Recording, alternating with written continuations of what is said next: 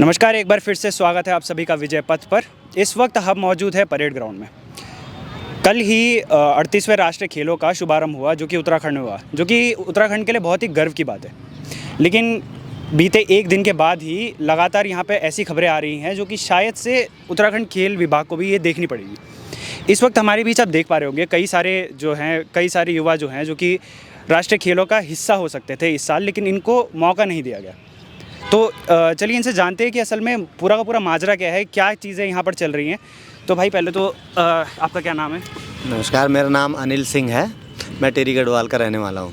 अच्छा, तो आप कौन से स्पोर्ट्स में पार्टिसिपेट कर रहे थे इस बार? जी, मैं इस 38वें नेशनल खेल के लिए मैंने K1 सलालम जो कि वाटर स्पोर्ट्स है उसके लिए हमने ट्रायल दिए थे। हमारा मेन मुद्दा ये है कि उत्तराखंड से 6 लोगों का चयन होना था इन 38वें खेलों के लिए, जिसमें से उत्तराखंड के मात्र 3 ही लोग खेल रहे हैं और बाकी के जो 3 लोग हैं उनको एसोसिएशन जो भी हमारी फेडरेशन है उन्होंने उनको बाहर से बुलाया गया है उत्तराखंड की तरफ से खेलने के लिए। तो मेरा इसमें एक ही सवाल है कि आपने कौन ऐसी क्या अथॉरिटी है जो आपको अथॉरिटी देती है, ऐसे कौन से नॉर्म्स है जो आपको अथॉरिटी देती है कि आप किसी बाहरी व्यक्ति को जो इस राज्य का भी नहीं है उसे आप राज्य से खेलने की अनुमति दे सकते हैं। और ऐसा जहाँ तक मेरे संज्ञान में है नॉर्म्स में भी ऐसा नहीं है। जब तक आपके पास डोमिसाइल नहीं है किसी राज्य का तब तक आप उसको रिप्रेजेंट नहीं कर सकते किसी भी खेल में। तो बस इतना ही कहना है कि अगर आपने किसी को डायरेक्ट एंट्री दी है तो किस आधार पे दी है कृपया वो हमें विस्तार पूर्वक बता दें। तो मतलब आप लोग इसमें ट्रायल्स वगैरह सब कुछ दे चुके हैं आप? नहीं, सिर्फ मैंने ट्रायल दिया है। बाकी कुछ ऐसे लोग हैं जिन्होंने ट्रायल तक नहीं दिया, वो इस वजह से क्योंकि इन्होंने विरोध किया, वहाँ पे विरोध किया। लेकिन ऊपर से इनके साथ जब विरोध हमने किया, हमारे साथ अच्छा व्यवहार नहीं किया गया, बदतमीज़ी से बात करी गई, तो आधे से ज़्यादा हमारे जो एथलीट्स हैं उन्होंने तो गेम छोड़ दिया था कि हम ऐसे अपने आप को अपने स्टेट को रिप्रेजेंट नहीं कर सकते जहाँ पे हमारे साथ ही अच्छा व्यवहार नहीं किया जा रहा। फिर उसमें हम मैं अपनी पर्सनल बात कर रहा हूँ, मैंने ट्रायल दिया, पर्सनली मैंने ट्रायल दिया, लेकिन बात वो नहीं है। बात ये है कि जो 6 लोग उत्तराखंड से खेलने थे उसमें से मात्र 3 के खिलाए जा रहे हैं, तो इस पर थोड़ा सा हमें क्लेरिफिकेशन चाहिए। ठीक है, तो आगे बात करते हैं। आपका क्या नाम है? मेरा नाम आकाश तोमर है। मैं कबड्डी प्लेयर हूँ और उत्तराखंड में जो 38वां नेशनल गेम हो रहा है, आप देख ही सकते हो कितने युवाओं के साथ इन्होंने भेदभाव किया है और कहीं ना कहीं हर गेम में इन्होंने भेदभाव किया है। किसी खिलाड़ी को ट्रायल नहीं लिया, यूपी से बुला लिया, हरियाणा से बुला लिया, महाराष्ट्र से बुला लिया। उत्तराखंड के जो खिलाड़ी हैं उनको चांस नहीं दिया, उनका ट्रायल हुआ बाकायदा, लेकिन इनको ट्रायल देने के बाद भी इनको भगा दिया गया है। और जो बिना ट्रायल के अदर स्टेट से आ रखे प्लेयर, अगर मान लो उत्तराखंड को मेडल भी पड़ता है तो उसका मेडल का जो फ़ायदा उठाएंगे वो यूपी, हरियाणा, महाराष्ट्र के लोगों को मिलेगा। तो खाली उत्तराखंड का नाम आएगा, तो उसमें उत्तराखंड के इतने युवा स्पोर्ट्स खेल रहे हैं, उनका खेलने क्या पता, किसी ने 10 साल दे दी, इसमें किसी ने 5 साल दे दी।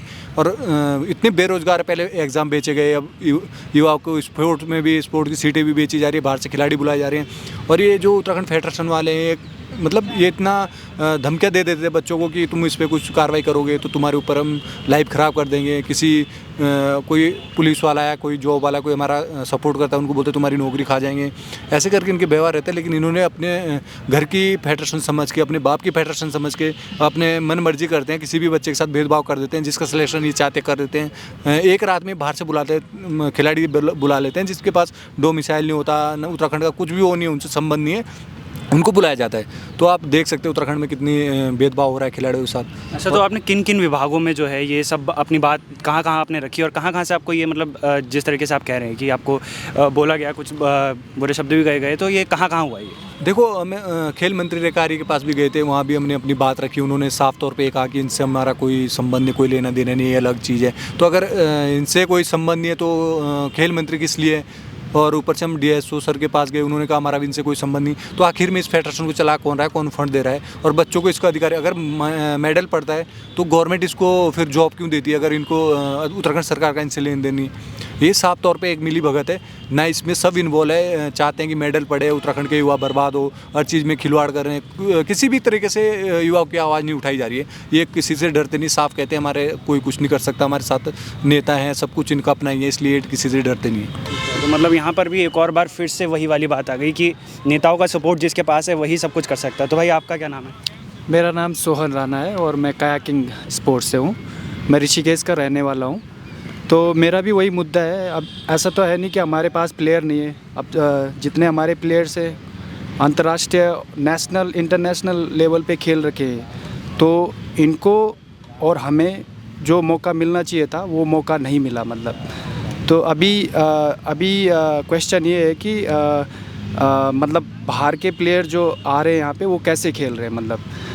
ना तो उनके पास ये डोमिसाइल अधिकार है और उनको आप खिला रहे हो बिना वजह से, और हमें मतलब पता ही नहीं चल रहा है कि हो क्या रहा है। अच्छा, तो जैसे आप कयाकिंग के लिए कहा आपने, तो जैसे उत्तराखंड है, उत्तराखंड तो इस चीज़ के लिए मतलब हब माना जाता है कि यहाँ पर बोटिंग, कयाकिंग और इस तरीके की चीज़ें लगातार होती है, और अगर बाहर के लोगों को यहाँ बुला दिया जाए तो वो किस तरीके से खेलेंगे?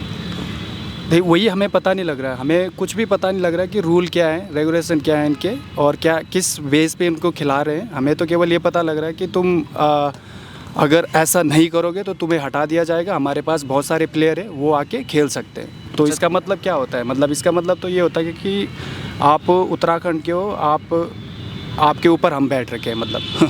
तो आपने भी ट्रायल दिया था क्या? देखो अभी बहुत सारे लोग हैं जो बोल रहे हैं कि किसी को 20 दिन पहले पता लगा, किसी को 10 दिन पहले पता लगा कि हमारे यहाँ पे अंतर्राष्ट्रीय खेल हो रहा है। और मुझे तो ऑनेस्टली मैं बताऊँ, मुझे 1 दिन पहले पता लगा, और मैंने ट्रायल भी कहाँ से देना था, मुझे पता ही नहीं था कि यहाँ पे गेम हो रहे हैं। अभी जो बोर्ड लगे हुए हैं वो 3-4 दिन पहले लगे हुए हैं, तब जाके लोगों को पता लग रहा है कि हाँ भाई यहाँ पे तो गेम है, तो आप लोग पार्टिसिपेट नहीं कर रहे हो। तो अब कैसे बताएंगे कि हमें तो पता ही नहीं लगा। हमारे बीच में बॉबी पंवार जी भी मौजूद है, जो कि अभी युवाओं के बीच में भी थे, और अब हम बॉबी भाई से जानते हैं कि क्या कुछ आपने इसमें पहल की है इन सभी राष्ट्रीय खेलों को लेकर, जिस तरीके से युवाओं को परेशान किया जा रहा है, उसमें आपने क्या पहल की है?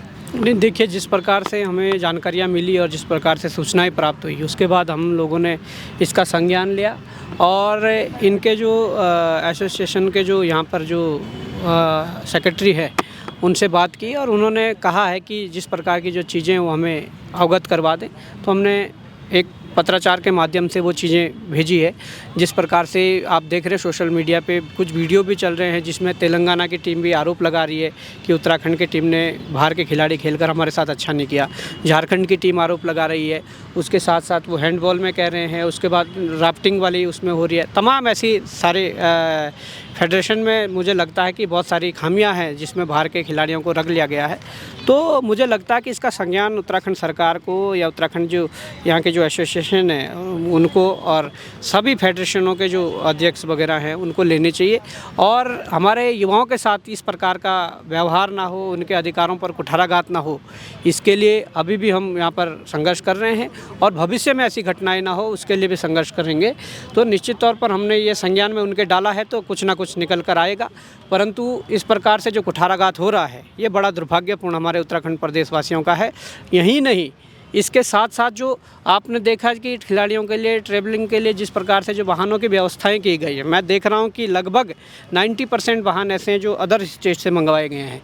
तो मैं समझता हूं कि अगर ओलंपिक के जो खेल हैं वो कहीं ना कहीं उत्तराखंड मेज़बानी कर रहा है और उत्तराखंड के युवाओं को उसमें अवसर ना मिले, यहाँ के युवाओं को रोज़गार ना मिले, यहाँ के सभी लोगों को उसका फ़ायदा ना मिले, तो ये बहुत बड़ा कष्टदायी है। तो मैं समझता हूँ कि ये सारी चीज़ें अभी हम उनके संज्ञान में भी डाल रहे हैं एक पत्राचार के माध्यम से। तो कुछ कार्रवाई अगर होती है तो निश्चित तौर पर आप सबके संज्ञान में वो डाली जाएगी, और इन युवाओं को कहीं ना कहीं जो युवा पीड़ित हैं इनको न्याय मिलना चाहिए। हम इन युवाओं के साथ खड़े हैं। तो उत्तराखंड ने इस बार अपने पहले नेशनल गेम्स का जो है वो आगाज़ किया, और इसके बाद भी हमें इतनी सारी चीज़ें देखने को मिली। इसमें अब देखना ये होगा कि किस तरीके का संज्ञान जो है उत्तराखंड खेल मंत्रालय और उत्तराखंड का जो ओलंपिक संघ है वो किस तरीके की इसमें कार्रवाई करता है, और क्या कुछ इसमें आगे होना बाकी है, और क्या आगे भी उत्तराखंड के लोगों को ही यहाँ पर जो है सफ़र करना पड़ेगा। तब तक के लिए बने रहिए विजयपथ न्यूज़ के साथ। बहुत बहुत धन्यवाद।